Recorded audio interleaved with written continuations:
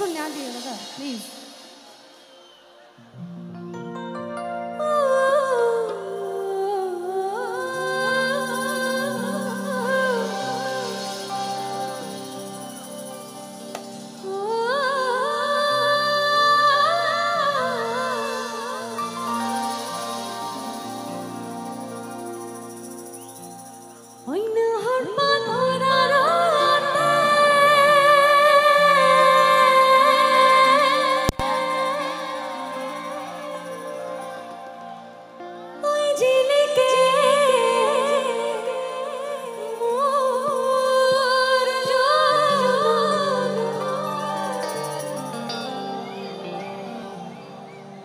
আপুনি যেতিয়া ইশাৰা কৰি আছে মোৰ কেমেৰাত ৰেকৰ্ড হৈ আছে। আপোনাক ষ্টেজত মাতিম নেকি? মাতিম আপোনাক ষ্টেজত না পুলিচ মাতিম? কোনটো কোনটো কৰিম? আপুনি বেয়া ইংগিত কিয় কৰি আছে? আপুনি বেয়া ইংগিত তেতিয়াৰ পৰা কৈ আছে, কিয় কৰি আছে? মোৰ গোটেই কেমেৰাটোতো ৰেকৰ্ড হৈ আছে। টুপি পৰা টুপি পিন্ধা মানুহ আপোনালোকে মানে গায়ে হাত তুলিব, মাৰপিট না কৰিব। তেখেতক ওলাই দিয়ে এতিয়াৰ পৰা।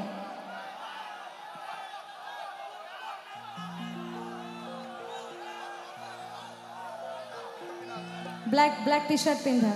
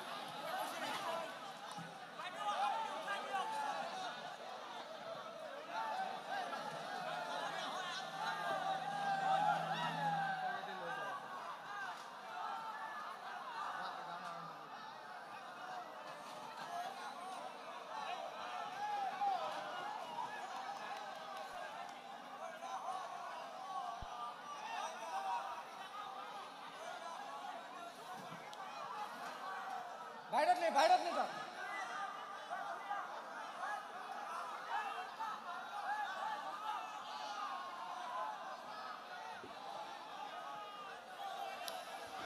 মানে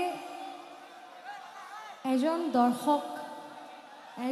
দৰ্শকক এজন শিল্পীয়ে বহুত মানে শ্ৰদ্ধা কৰি থাকে, মৰম কৰি থাকে। আৰু এজন দৰ্শকৰ বাবে মই কেতিয়াও মানে এইটো ক'ব নোৱাৰোঁ যে কমিটিৰ মানুহ বেয়া, মোৰ বাকী দৰ্শকখন বেয়া, এইটো কেতিয়াও হ'ব নোৱাৰে। মই আপোনালোকৰ সিদ্ধান্তটো গ্ৰহণ কৰিলোঁ আৰু মই এতিয়া মানে এইটোৱেই চাম যে আপোনালোকে মানে গায়ে হাত তুলিব, এনেকৈ বুজাব যে এনেকুৱা কৰা নালাগে।